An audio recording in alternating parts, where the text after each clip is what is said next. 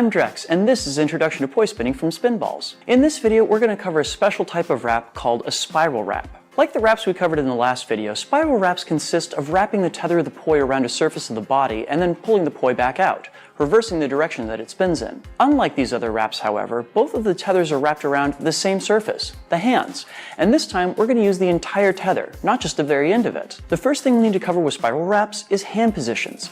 Depending upon how you're holding your poi, there are one of two hand positions you'll need for this move. The first is what I like to call the prayer, and is done by having your palms point toward each other with your thumbs both pointing in the same direction, as if in prayer.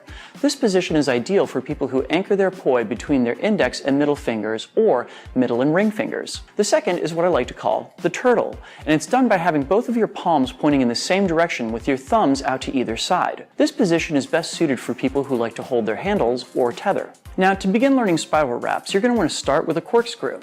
If you haven't already learned this move, please check out the video in this series on how to perform it. When both hands are above your head, stop your hands moving and place them in either the prayer or turtle position, whichever is the most appropriate position for your grip, while letting the tethers and the poi wrap around your arms. You're going to find that this means that they'll gradually lose momentum and energy and fall pretty low on your body, probably around your shoulders. Try doing this again, but from a corkscrew that's going a little bit faster. Ideally, you want to get to a point where you can wrap the tethers up around just your wrists and hands. To exit, you're going to want to snap your wrists back in the opposite direction to rapidly unwrap the tethers. The timing on this can be tricky. You'll want to wait until the exact moment when the poi finish wrapping. Otherwise, the snap of your wrists will cancel out the movement of the poi, and they'll just stop. You'll also want to practice this with the poi spinning in both directions.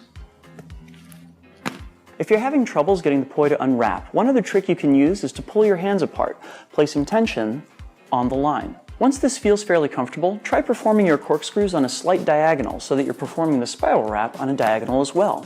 Try seeing if you can do this 10 times in a row. When the diagonal feels comfortable, try getting into a spiral wrap from vertical planes. This is going to require you to change the way you get into them just slightly. Rather than entering from a corkscrew, you're going to enter them from either a 3-beat weave or midway through a waist strap, but other than that, the mechanics are exactly the same.